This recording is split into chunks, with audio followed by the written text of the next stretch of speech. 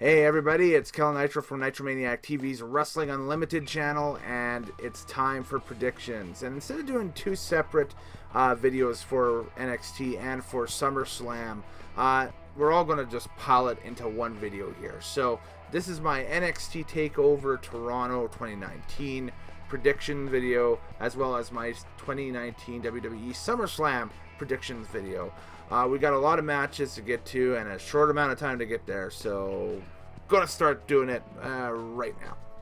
We'll start with Saturday's NXT card on August 10th, 2019 from the Scotiabank Arena in Toronto, Ontario. And it's a 5-match card. Probably will maybe play out to be about 3 hours long, 2.5 hours long on a network. WWE Network exclusive is where you can watch it. And here are my picks to click in all of the matches. Grudge match between Io Shirai and Candice LeRae, and this has kind of been a really interesting thing to watch over NXT TV over the past few weeks and that stuff with Io's new heel persona. Almost a real 180 to what they did with Kairi Sane in NXT, where they took this character of Io Shirai and now they're exploring more of a darker heel-esque type character with it against the bubbly, happy, wants to be friends with everybody Candice LeRae. So I think this will be a great match. If they put it as the opener, I think it'll be a fairly solid opener. Io will probably be the winner here, as again they're trying to establish that heel persona. Perhaps she might be the next NXT Women's Champion on the heel side. Just think about that along the line.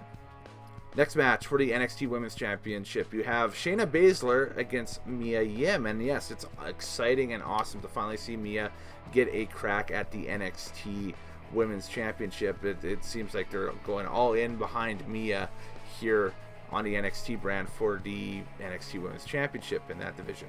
Shayna Baszler will be a tough out, though.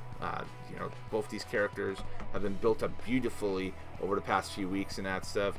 And I think we'll get a brand new NXT Women's Champion. This is traditionally a big event for not only NXT, but for the network during the summer. This typically is their big summer draw event. It's not SummerSlam anymore. It's usually this one, just because this card seems to flow a lot better than SummerSlam and always provide a lot better matches. Don't forget, this is the former NXT Takeover Brooklyn slot, when they used to have SummerSlam in Brooklyn the past 3 or 4 years. So look for Mia Yim to walk out with the NXT Women's title. I think that'll be the jaw-dropping title change of the card. Triple threat match for the NXT North American Championship. You got the champion Velveteen Dream versus the challengers Pete Dunne and Roderick Strong of Undisputed Era. A lot of people are saying they're going to stack Undisputed Era with all of the belts walking out of this show. I don't see that. I really don't, because it seems to me like, perhaps Velveteen Dream might be main roster bound after this. So I don't have him winning this match. I have the title changing hands, but I have it going to Pete Dunne. To have Dunne as a transitional North American champion going into the next Takeover War Games, and perhaps maybe an Adam Cole or a Roderick Strong at that point would take the North American title from him. But I just don't see it happening where they walk out with all the belts in this one. I think Undisputed Era may potentially walk out with 2 out of the 3 men's titles in NXT.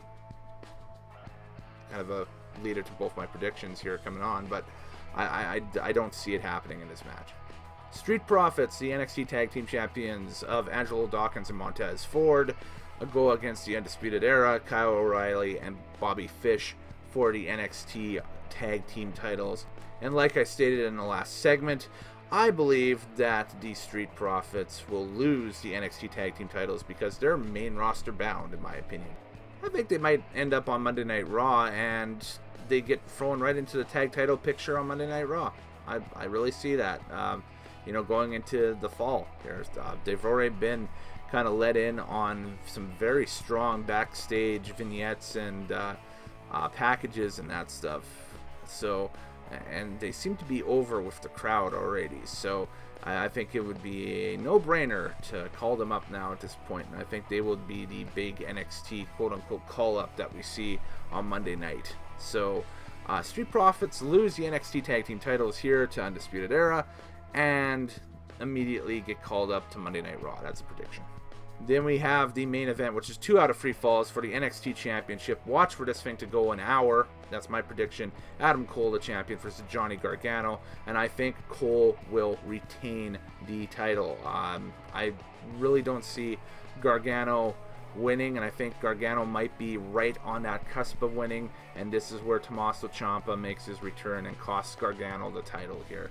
I think that might be the predicted result. So Adam Cole and the Undisputed Era at the end of the day walk out with the belts. Roddy doesn't have a belt, but will eventually get a belt. That's in my prediction, in my universe here, in the fall.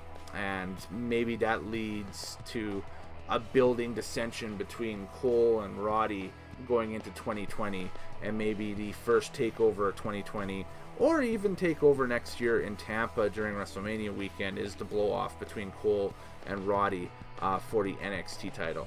Actually, Tampa is Roddy's hometown. Maybe that's how you do it. There'll be a stipulation for each fall. Stipulation for the first fall will be a street fight, and then follow up with a normal singles match. So kind of interesting. You go right from the chaos and the out of controlness of a street fight to a normal singles match, with Regal perhaps deciding the final stipulation. With that, it doesn't matter what he picks. I still think Ciampa comes out and costs Gargano the match for Cole to retain the title. Now on to the 10-match SummerSlam card, which will happen on Sunday, August 11th from the Scotiabank Arena in Toronto, Ontario, Canada. Open things up with a match that'll probably be on the pre-show, as they always are for 205 Live. The Cruiserweight title, Drew Gulak, the champion, versus Oney Lorcan, the challenger. Finally, Orny gets his chance at Gulak and the title, and this thing could be a early show stealer. Both these guys can wrestle. Technically, it will be a technical wrestling masterpiece to watch both these guys go at it. I'm going to have Gulak retain here because I think it's fun to see Orny kind of walk into this and chase a little bit. But I think eventually in 2019 you'll see Orny get a run with the the WWE Cruiserweight Championship. But for right now, Gulak's doing the job as a champion. Keep the belt on him. Now we move to potentially main card here, and the Trish Stratus Charlotte Flair women's dream match. This is obviously to give Trish her final hurrah, maybe one last match, one last kick at the can in her hometown of Toronto, and to put her one-on-one with somebody that she said that she'd love to work with in the ring, which is Charlotte Flair. I think the two of them will have a good match. I think the veteran will put the newcomer, I guess, over here, even though they're both veterans now at this point, and Charlotte Flair will beat Trish Stratus on Sunday. I also see it going that way in the Goldberg-Dolph Ziggler match. This booking here kind of came out of nowhere, but I guess it's a make-good from the Saudi show, in which Goldberg felt that he was slighted and Undertaker felt he was slighted a little bit, so they were like, okay, Goldberg, come back and we'll do a make good with you at SummerSlam, just like they did at Extreme Rules with Undertaker. Team with Roman, we'll make good here and that stuff. I think Dolph Ziggler will actually get the win over Goldberg in this one. I think that it'll be a quick match, no doubt, but I think Ziggler will do something nefarious, or something will happen to Goldberg that either he gets distracted or something happens in the ring that causes Goldberg to lose this match. So I got Dolph Ziggler winning this one. United States title, this could be a show stealer in itself. AJ Styles versus Ricochet for the United States Championship. This match is so unassuming, but both these guys have such similar styles that this could be the match of the night. It could be the show stealer of the card. I think both these guys know and are planning for it to be so. And I think that you'll see the performance of Ricochet's career in this match, and I think AJ will have another kind of turn back the clock type showing here. It'll make us long for the days of watching him in TNA with Chris Daniels and Samoa Joe and the X Division. So 2 X Division style athletes going after the United States title here.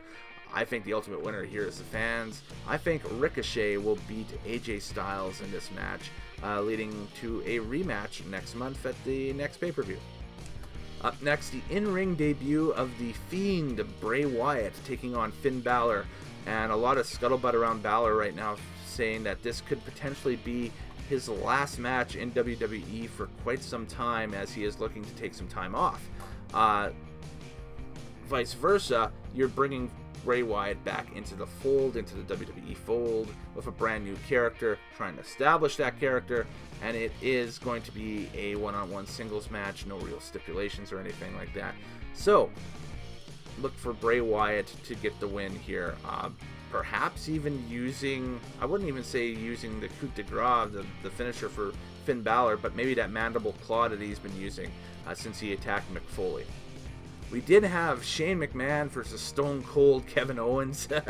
If Owens loses, he will quit WWE.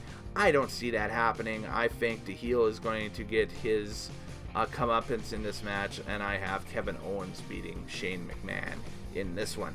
I think that the shorter this match goes, the better, and I think we might see a crazy bump by McMahon, and there'll be an ooh-ah type moment.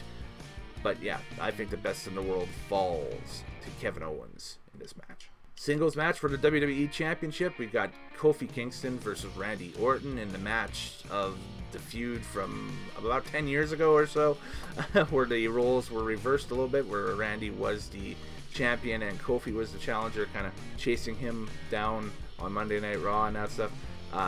Different show now too, it's Smackdown. Singles match, WWE Championship. Again, I don't see Randy taking the belt off of Kofi. I think they're going to have Kofi hold the belt for a while yet. I don't see him dropping the belt anytime soon. So Kofi retains. I think it'll be an entertaining match. I don't know if it'll necessarily go more than 15 or 20 minutes, though. It shouldn't, at least. SmackDown Women's Championship, Bayley versus Ember Moon. This could be a sleeper for a fairly decent match, I think, between two of them. I think both these girls have something to prove. It'll be interesting to see if this is kind of a start of a heel turn for Bayley, because they've been kind of looking at potentially doing that for some time, and maybe kind of pivoting that into that direction a little bit. So with her as the SmackDown Women's Champion, which is, I guess, the second tier women's singles belt now in WWE, and no women's tag team title match on this card. We've seen it on Monday, unfortunately.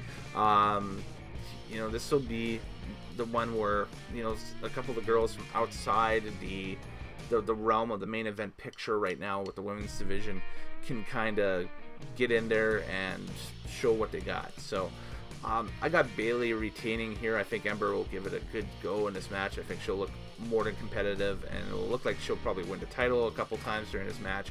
But I think in the end, Bayley will win, and maybe she wins with a dirty tactic or something. We'll see. The submission match for the WWE Raw Women's Championship, Becky Lynch versus Natalya. I think Becky will retain this match I think Becky will retain in this match and go full-blown heel on the Canadian crowd and in turn the WWE Universe at the end of it. She's been kind of teasing towards that in the feud with Natalya here over the past few weeks. I think it's almost inevitable that this will happen. I would have her right after maybe even renounce her relationship, on camera with Seth Rollins, to maybe even make it to a point where the attitude has changed now with Becky Lynch, and now the man has gone back to being the heel that she was establishing herself to be last year, late 2018, before the groundswell of support around her around Survivor Series last year. And I think they want to redo on that Survivor Series thing. I think they feel that Becky's a big draw now and that stuff. Maybe you bring in a Shayna Baszler on a SmackDown side or something like that, and eventually give her, by November, a run with the SmackDown Women's belt. So you have Baszler versus Becky going one-on-one, but Baszler is the face and Becky's the heel in that scenario. hey, could work. But I got Becky winning that match. And then finally, we have the Universal Championship singles match. The champion Brock Lesnar versus Seth Rollins. As much as I hate to say that it will be a repeat of WrestleMania, I have a feeling that it will be a repeat of WrestleMania, and Seth Rollins walks out with the Universal title off this one.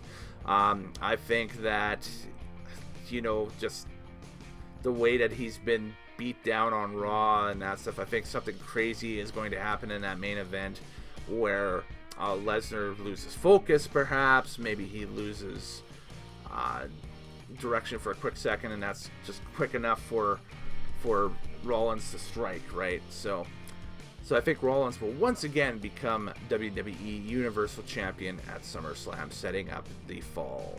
Well, anyways, folks, those are my predictions. What are yours? Post them below, and we'll comment and discuss and debate throughout the SummerSlam card. Thanks again for checking out Nitromaniac TV's Wrestling Unlimited. And if you're in Toronto, have fun. I wish I could be there. However, finances and stuff at this point don't allow me to be there. It's kind of a kicker.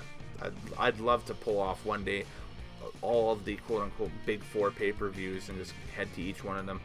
But that will be later on down the line, I think. So, 2 out of 4 this year ain't bad at all. I mean, doing the Rumble to WrestleMania thing was awesome. So, anyways, later days. Happy wrestling watching. Like and subscribe. Comment below. I'm Kellen Nitro. Talk to you soon.